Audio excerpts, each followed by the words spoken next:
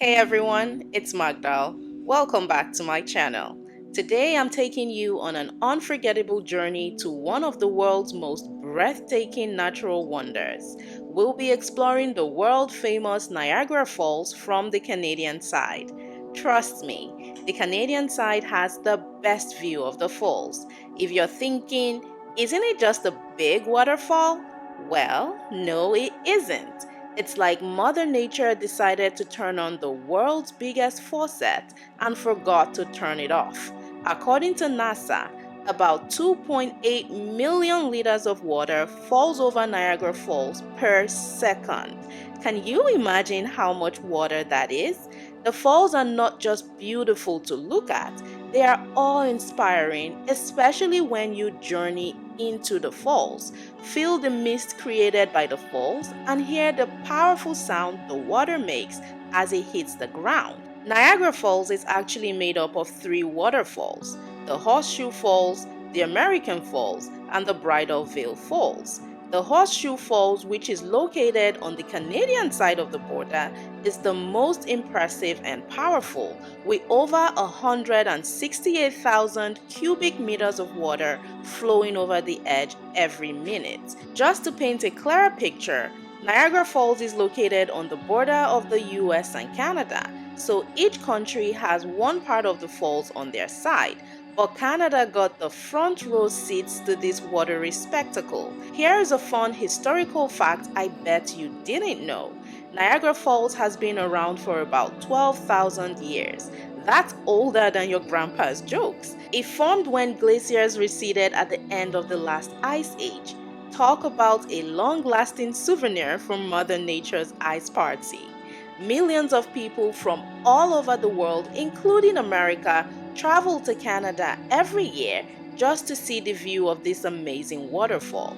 But Niagara Falls isn't just about the falls themselves. It's a whole experience, from boat rides that get you up close and personal with the mist, to underground tunnels that let you peek behind the watery curtains, to zip lines that go over the falls. There's something for everyone here. The best address to put in your GPS to get to the Canadian side of Niagara Falls is 6650 Niagara Parkway, Niagara Falls, Ontario, Canada.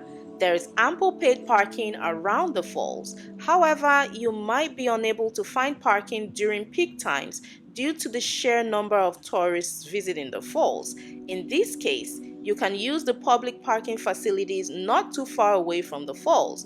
There is one just off Clifton Hill, close to the Niagara Skywheel. Once you arrive at the falls, you can view the falls and take pictures for free along the barricaded edge. There is a dedicated observation area, and Queen Victoria Park is right there as well, so you can enjoy the serene atmosphere and beautiful flowers as you explore the falls a little further down the road.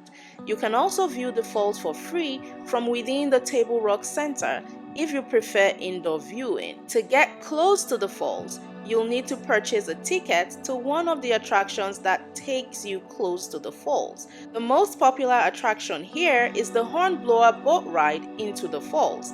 The line for the Hornblower is just beside the free observation area. The Hornblower ride is one of my absolute favorite activities in Niagara Falls. I've done this boat ride several times and it never gets old. Before getting on the boat, there is a spot to stop for green screen pictures. These pictures are optional and priced separately from the tour, so you can get them if you want.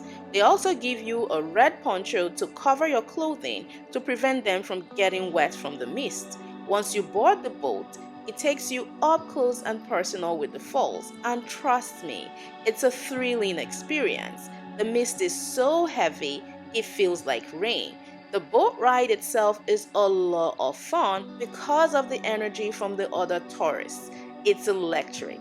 Everyone screams as you get closer to the falls. It's very windy here, so secure your hats and your wigs. Be prepared to get a little wet, especially on your hair, because there will be a struggle between the wind and the hoodie of your poncho. Here's a pro tip. Stand at the front of the boat for the best view and hold on tight. If possible, bring a waterproof case for your phone and your camera so you can keep your camera going in the mist. Another beautiful experience on this ride is passing by the boats from the American side. The Americans wear blue ponchos, so that's the way to tell them apart. Tourists on both the American and the Canadian boats usually wave at each other as they pass by. Believe me when I tell you that the energy is electric when this happens. The boat takes you as close as safely possible into the falls, and you'll feel the raw power of the falls as the boat is tossed about by the waves. You spend a few minutes in the midst of the falls, and then the boat turns around for the return trip to the docking area. Once you get off the boat, you can stop by the restaurant to grab a bite if you're hungry, but I highly recommend walking up Clifton Hill, which is known as Niagara's Street of Fun, to see the different options for food over there. There are also tons of entertainment options on this street. As the day winds down, make sure to catch the illumination of the falls at night. The vibrant lights add a magical touch to this natural wonder. If you're staying over for the night, be sure to look outside your window between 10 p.m. and midnight for the beautiful display of fireworks over the falls. They're simply magical. Now that you have a good idea of the tour experience, here are my tips to help you make the most of your time there. When it comes to the best time to visit, it really depends on what you're looking for. The summer months from June to August is peak tourist season. The weather is warm and all the attractions are open, but be prepared for crowds. Spring and fall are less crowded and still offer pleasant weather. Winter? Well, it's really cold.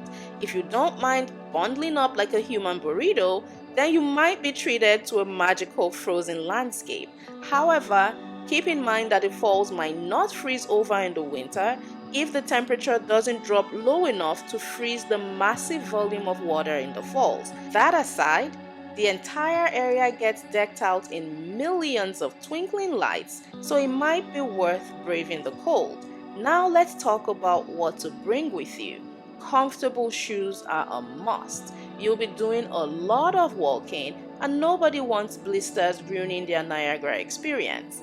The temperature near the falls can be cooler than what you might expect, so keep a sweater in your bag.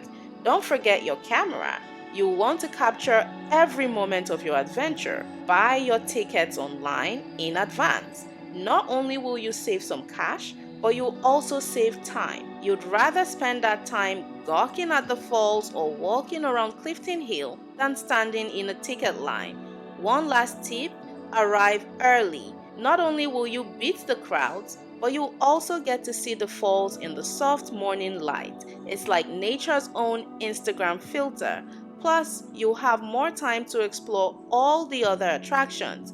Believe me, there is so much to do around Niagara Falls, but that's a video for another day. When it comes to tickets, visiting and viewing the falls is free. You only need to pay for the other experiences around the falls, such as taking the Hornblower boat ride into the falls or going on the guided tour behind the falls. For those tickets, there are more options than flavors at an ice cream shop.